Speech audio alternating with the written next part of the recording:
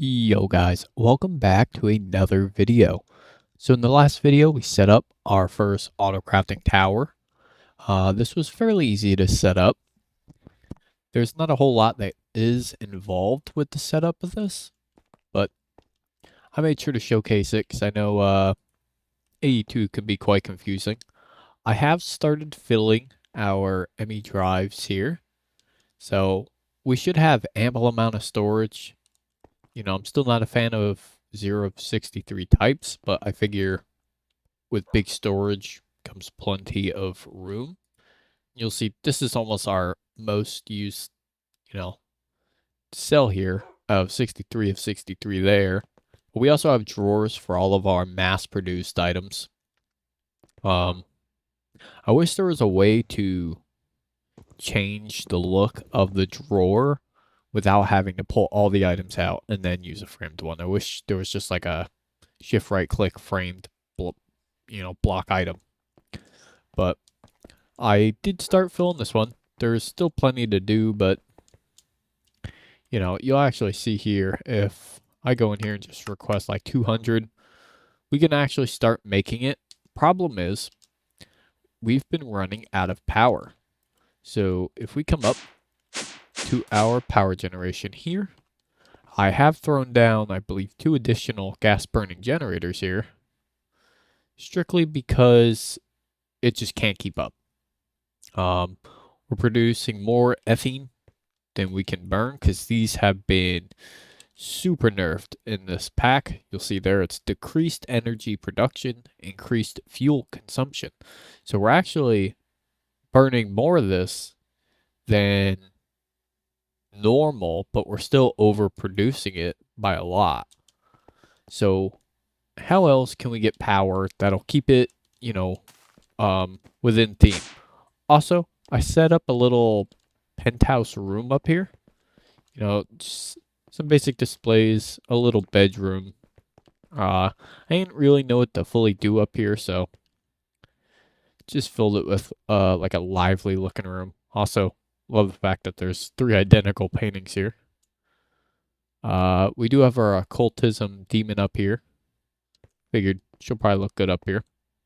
Did make an ugly looking kitchen, but we're not here for functionality. I did get into some just dire things. I did make the Eclipse alloy armor.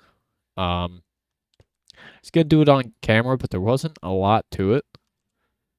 Honestly, it's exactly the same way as the other armor I showed. You can either just make the ingots and make it like you would any other armor in a crafting grid, or you can use the templates. There are 2 of them like that, the Celeste Gem and the Eclipse Alloy. So I did use the smithing templates to go from my armor here to this. And these do have upgrades I can put in here. And we might look into them later on. But one thing I have noticed is my speed for my walk and my sprint got faster with the tiers of armor. So it must scale. That is pretty cool. And then I did make a little pickaxe here. It's not bad. Pretty cool. In this episode, though, I want to get into Powah. So I think to keep our power generation within theme, we could either go the solar panel route, which isn't very cost effective, but they would fit the theme super well. So we'll probably start utilizing solar panels up on all of the rooftops of the buildings. You'll see up here, I got some mechanism wind generators going into nothing. They're kind of just up there because I had them. But we can fill that whole roof in with nitro solar panels and start getting some crazy power generation going. As well as up here, I have these solar panels just kind of up here for looks. You see, they're only producing 630 FE a tick anyways. But still, it wouldn't hurt to throw some solar panels here, there, everywhere. And then we can also get into, I think the thermo generators. This is the one that you just put like lava around. Let's see. Oh, there's really nothing. There you go. Passive power. It'll produce Fe when placed over a heat source and given a steady supply of water. So, there are only 3 blocks. You can place this over a magma block, lava source, or a block of blazing crystal, which provides the most. In all the mods 9, you were actually able to put them over soul lava, which is found in the other dimension. So I'm sure that functionality will probably be added in fairly soon because we are able to go to the other. So I don't see why we wouldn't be able to do that. So we'll probably get into that, but we won't really focus on making any just yet. But that could be a good route because you could generate a ton of power without having to really do anything. So getting into Powah is fairly simple. First step is making this dielectric paste, which utilizes, for us, we're using coal, clay, and blaze powder, which if we view in the system, I did make some crafting recipes for the paste. For these rods, which the rods are used to make casings, and then the paste is used to make capacitors, and then there's different tier capacitors. You got the 3 basic ones, which are basically just themselves. And then you have the tiered ones, which we could probably get all the way to spirited if we wanted. Niotic is a little expensive as it requires blazing crystal, which is just blazing crystals here. So it's blaze powder. And the big part of this is the nether star. Now, we have yet to kill the wither. I do have some wither skeleton skulls. I have an egg. And then if we look at, what is it? Ox. I have a amped up monster spawner that I threw an egg into. And the sword I just threw a bunch of random enchantments on it. But I have on here, what is it? I think it's soul looting. Or no, capturing right there. Mixed mobs have a chance to drop their spawn egg. And that's how I was able to get the egg for putting into the spawner. And then I just slapped that upstairs and just got some heads up real quick. But anyways, getting into Powah, you're going to need this dielectric paste, rods, and this casing for just the bare minimum. So I did set up recipes for that. Got some going just so we would have something in our system for getting started here. And then we're also going to need the energizing orb right here. We can craft one of these up.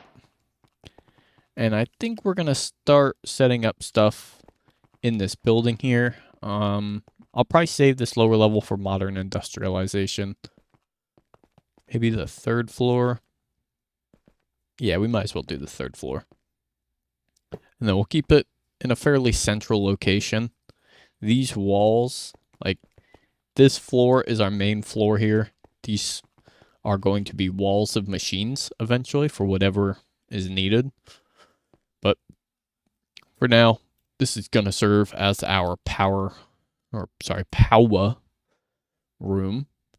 There's the orb. I don't know what order we have to go in. That try and keep the quests going in the same order. So we need energy cables and energizing rods. So the basic energy cable, where is that at? There, basic.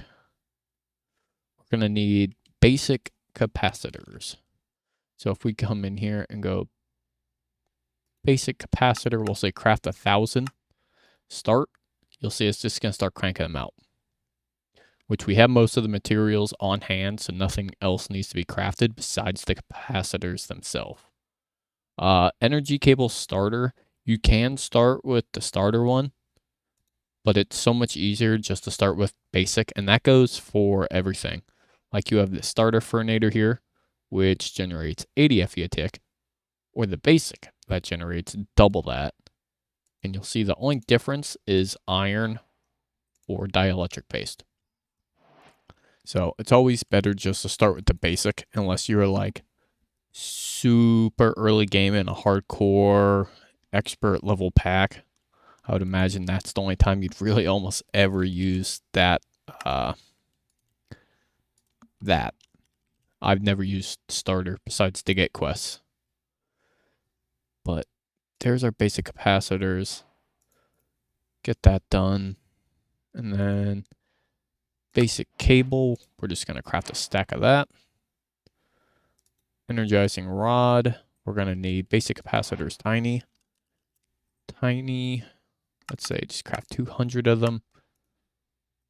Let's kind of start going. We're not going to keep that on us. Let's go ahead. So see here, now you need the starter for this. And unfortunately, these don't stack. And they never have. Probably never will. We're going to do 9. That's what we're going to start with. And then, just like that, there is our 9 energizing rods. And from what I've seen, these quests are super giving. Which, let's turn that off. Does not seem like we have the luck others do. We're going to be using the ultimate universal cable just because it is super, super, super quick. Let's go here. I don't think I have any more quantum entangler porters. Luckily, Powah will replace the need for these.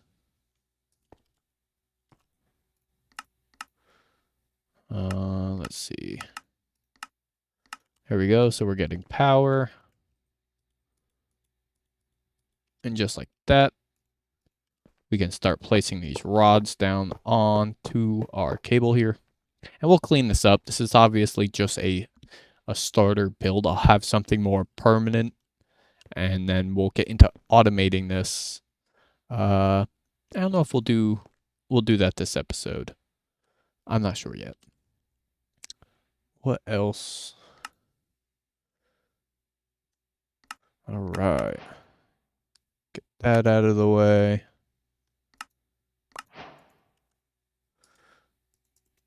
Nice. Okay. So, to get into the more powerful items, you're going to need to go down your list of different materials. So you have the energized, and to make energized items, you need gold and iron. Where is our iron? Iron blocks. We don't have a farm for iron. That's something we'll have to look into. I find it's easier just to bulk craft items like this in their block form instead of single items. It's also going to be easier for your AE system to do it this way as well. It will require more recipes, but you know, we have plenty in our auto crafting. We'll need recipes for it being put in here and then also taken out, and then we'll need a recipe for it being broken from the block into this form. I'm not sure actually, but if we go to compacting drawer, which I have made some framed ones, just nothing else. We have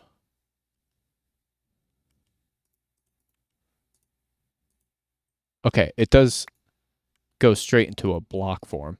So we can use the compacting drawer instead of a recipe to store that. That'll make life a million times easier. So let's just get a couple more going here. And you'll see it is fairly quick, but the deeper into Powah you get, the more expensive in energy this mod actually is.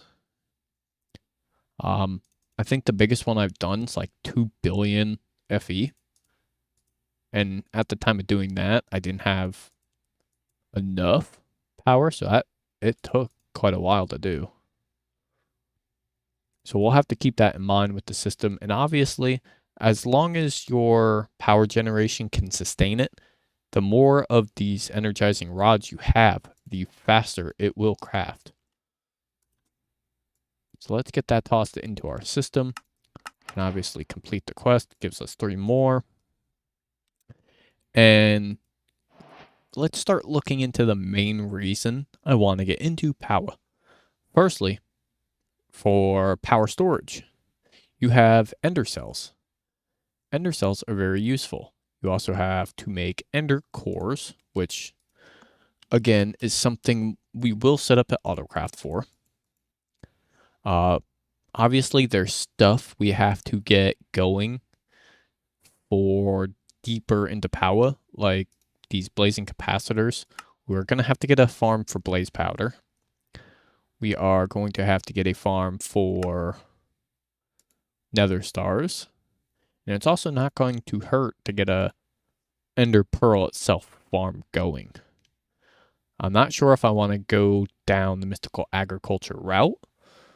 We could also get involved with bees, but I think I might save bees for our next playthrough. I do have a season 2 completely planned out, so we'll probably save bees for then. Obviously, we'll do the bare minimum of bees to get the star completed. Not sure how much we do need. Looks like we're going to need an inactive dragon egg. We're going to need a withered comb block and a soul lava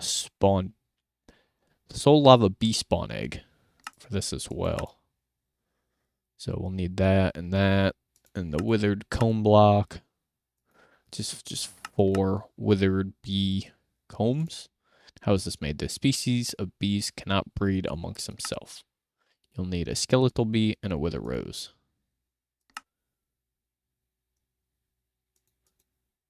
How do you get that? Oh, we'll figure it out when the time comes.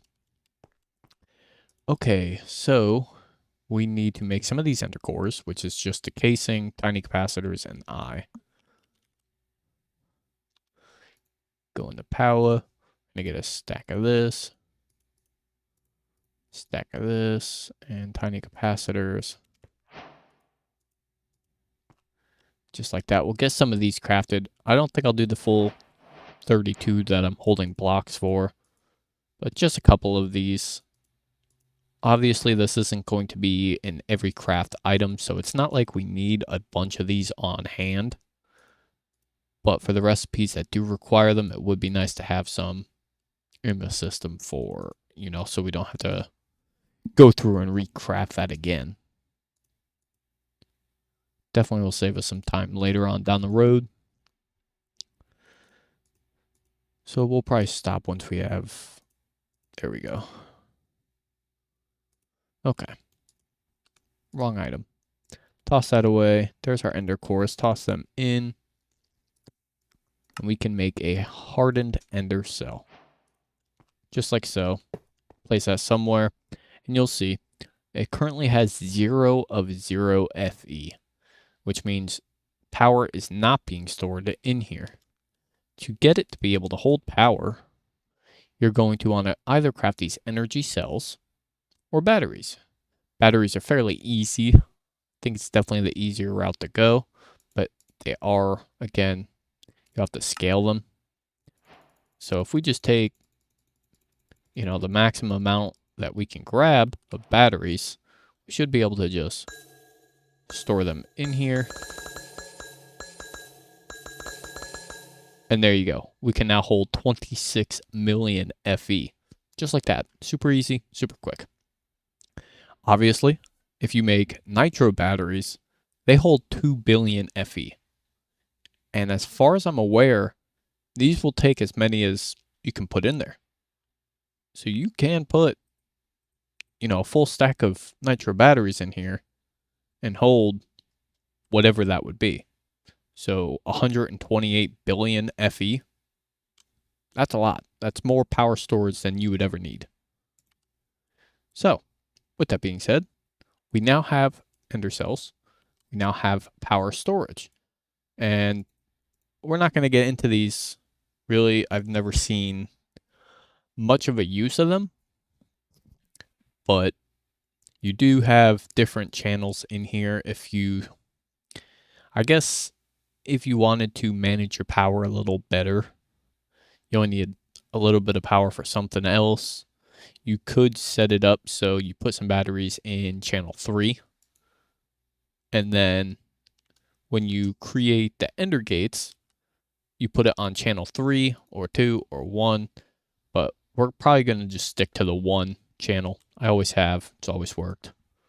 Next, we're going to need ender gates. Again, we'll probably just go with hardened. But now you'll see these require the cable. Luckily, we did craft some of, I believe it was the basic cable up. You'll see cable. We did make basic cable. So with that basic, we can then just jump straight into the hardened once we have the capacitors. We could just go ahead and craft up. We need large capacitors, which we can just go ahead and do this. Make a whole bunch of them. We do have an energized steel in the system, so we can just make a stack like so. Make the cable like so. And make the ender gates. There you go. And then here is 16 ender gates. Now the reason I like using ender gates over pretty much anything is I don't think I have any FE machines in here. I'm able to pick this up. Can I want to wipe the power out of this? Oop. All right, whatever. Do I have... Here's a precision sawmill. I'm just going to demonstrate how they work. Let's let this thing cook up. So you'll see it's losing power. And instead of running a bunch of cables and pipes, just slap one of these ender gates right on the front, full of power. Now, the thing is with these ender gates is they do have set rates in which they will provide the power to that block, and they scale with the different tier in power you are. So we are at hardened. It will input and output 5,000 FE a tick. That's enough for, I want to say 90% of the, machines that you will handle in this series or like this mod pack. But you can go all the way up to nitro, which will input and output 1,000,000 FE a tick. And I do believe if you were to do something like that, not that you ever would or I would, but if you needed this block to provide, I don't know, say, 15,000 FE a tick just to keep up with the crafting recipe or something like that, you would have 5, 10, 15, 20, 25. If you get what I'm saying is you could have up to 5 million FE generating at a time. Super simple, super easy. Love it. That's what I love. Stuff like this. So, with these ender gates, we could come into our base. You'll see we don't have a whole lot of, power wires showing, but we do have stuff like this quantum entanglement border. This is purely generating power. It's ugly. Gate. Right on top. Just like so. What else? What else? I don't really care about anything down here. Like, cable-wise, you'll see we have a spaghetti monster over there. Up here, we have a quantum entanglement border right here. This is strictly generating or sharing power. We could take this away. And then just put an ender gate. But we want variant 14. 14. Cleaner look. Floor looks nice. And then we could just slap. Oh, we could provide power directly to the controller with the gate. Or through a energy acceptor. I'm going to put one. I'll keep both of these on. Put one on here. I want to keep this dense energy cell full of power just for backup power, just in case, this ever runs out or whatever reason. We do have a buildup of power. And this controller is probably going to be changed. Just to be able to handle all the inputs we're going to have in the factory, we're going to move the controller to where it's probably not going to be visible. Or I might just throw it in another location, its own building. And it's going to have a gigantic controller with a bunch of these and P2P tunnels. I have been crafting up all the items needed for it. I just haven't grown the courage to build it yet. But we'll probably put this in a different location. I was going to move all this somewhere, but setting up all these fabricators again would just annoy me to the point where I wouldn't want to do it. So we're just going to leave them down here. I did, however, set up enemy requesters, which are very cool. These are very cool blocks. So we have intro crystals, and there's always going to be a stock of 2,048 intro crystals in our system. I do have a little extra because I did handcraft some to get it to work. But we did have an auto craft over here for it. K-Saw put out a little way of making it easier because before we weren't able to strictly just auto craft the crystals. I demonstrated that in the last video. You would have to craft the dust first and then craft the crystals. Because if we take all this out and we have no more dust in the system and we start this, it's going to start auto-generating the dust, which if we come down here, should be crushing the crystals into dust. And then once it enters into here, once it gets 32 dust, watch it go. It will just craft the intro crystals on its own. Using the stock export bus, we are auto-supplying the intro dust and water into our reaction chamber. It'll need this and this for the crafting recipe, plus fluix. So if we put this in here with a stock upgrade, plus a crafting card to know to always craft intro dust to keep this stocked, then the only thing you need for the crafting recipe is the processing pattern, which for our case, we're doing a stack of intro crystal with fluix crystals, 32, crafts, 64 intro crystal, which I believe the recipe was 16, generates 32. So we just turned it up a little bit, makes it just that much quicker. And if we just put our dust back in here, it will use that stock. And luckily, this recipe doesn't matter if there's extra in here or not, or you'd have to turn on that. This is very nice, super quick, super efficient. You'll see that is now done. This is auto crafting the dust now to keep that back there stocked. So that was a very nice recipe. Looks like we're at 29 minutes for the video, so we're not going to go too much further into this. What is our next one? Blazing Crystal. So the Blazing Crystal has two crafting recipes. You can either do the Blaze Powder or the Blaze Rod, but I also believe you can do you can't do a block of Blazing Crystal. It's the only way to craft that. Oh, right here. Here's what I'm thinking of. The Blaze Rod block. Yeah. So we're gonna end up going with the full block recipes for these crafts. So to make a Blaze Rod block, you need blaze rods instead of the blaze powder. So if we just slap this in there, you will see that requires 1,000,000 FE to be completed. And these are only able to do 1K or 400. These are basic, right? Yeah, so these are only doing 400 FE a tick at a time. So that's kind of slow. We are going to start jumping up through this process.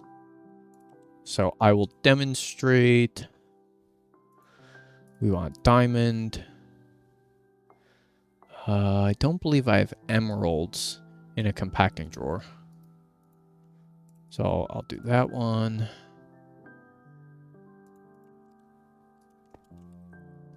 So block of blazing crystal equals blazing crystal. Block of diamond equals block of niotic crystal. So that is our next one we're doing right here. And then block of emerald will be the block of spirited crystal. We aren't going to get into nitro crystals this episode. I will save that for next episode. Next episode, we will set up a blaze farm, probably a full-blown wither farm instead of just the wither skeletons. So we will kill the wither next episode. We will get a farm for the blaze rods and the withers, nether stars. Wow, spirited takes 9,000,000 FE. Yikes. So this is keeping up based on the quantum entangle porter. What we want to do, we're gonna go to our base, go up to our current power gen, and we're gonna slap an ender gate on here. We don't want that. We're gonna slap an ender gate just onto this cable. This cable is our output cable. And this is going to keep our Powah channel completely stocked up. I will upgrade this, and this is not our permanent power solution anyways, but just so we're not using just the quantum entangle porter, we're also inputting now into the ender gate. Once we have a higher tiered ender gate system set up, I'll get rid of all of the quantum entangle porters permanently. But until then, it just makes sense to keep them, like even right here, just until we have something else. I don't know the actual rate in which this inputs and outputs FE, but it is greater than 5,000. So might as well just keep it for now. But I'm going to wrap this video up here. I hope you guys did enjoy. If you have any questions about Powah, do let me know. And like I said, in the next video, we will get into making nitro, and probably we'll do the wither farm, the blaze farm, and even automate that guy there. So hope you guys did enjoy. I will see you in the next one. Peace.